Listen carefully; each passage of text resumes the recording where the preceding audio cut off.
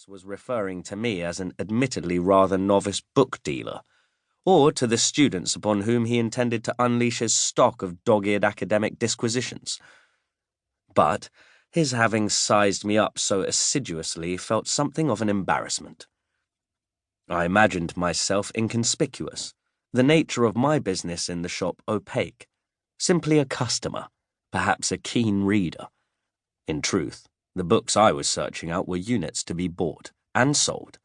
The internet had, at least for a while, when all of this happened, made doing so a viable money-making operation.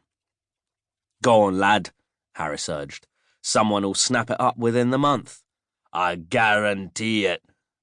For the plates alone, if nothing else. Take the blessed thing." I didn't want to. The shabbiness of the book didn't appeal to me any more than did the odd little man pushing it forward. But I wasn't gathering for my personal collection, and if I was making just a fifth of the profit he promised on every book I sold, well, "There'll be something another time you can do for me," he said. For some reason, I found that reassuring. Perhaps because it felt familiar, something I'd heard before, or a deal I'd already struck. As I reached for the book, though, I noticed with a twinge of revulsion that his middle finger had wrapped around it an old fabric plaster, its pinkness transmuted to the dirty grey of a putty rubber used to stipple charcoal.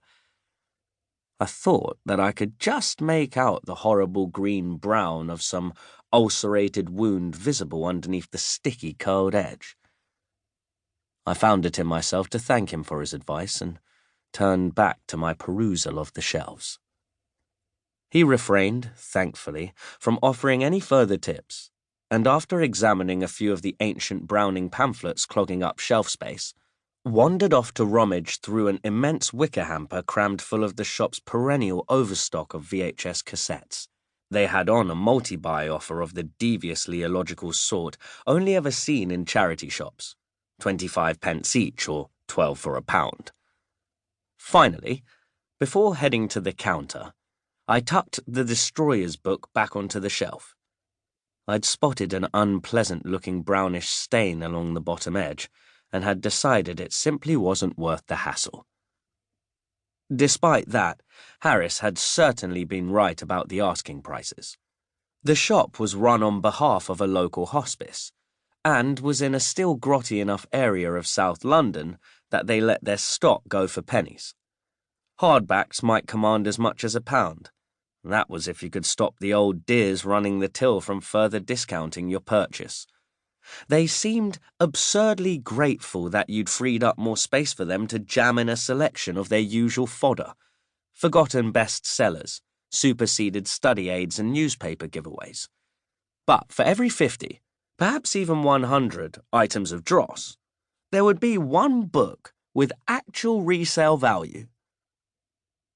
There was a hold-up while the customer before me, a stooped, elderly-looking gent, the helix of his left ear partially eaten away by a saw the colour of a waterlogged raisin, tried unsuccessfully to negotiate an enlargement of the value of the sticky-looking 50p piece he proffered up in payment.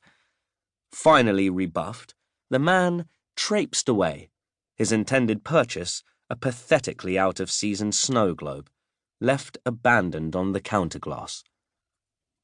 "Some people," blurted one of the women behind the till, no doubt intending the declaration to be overheard. "Do they not understand that we're operating on behalf of a charity?" She squinted distrustfully at me. "You get it, don't you, young sir?" Oh, I gave her my best smile and nodded. "Yes," she said, looking far from convinced. "I can see you do."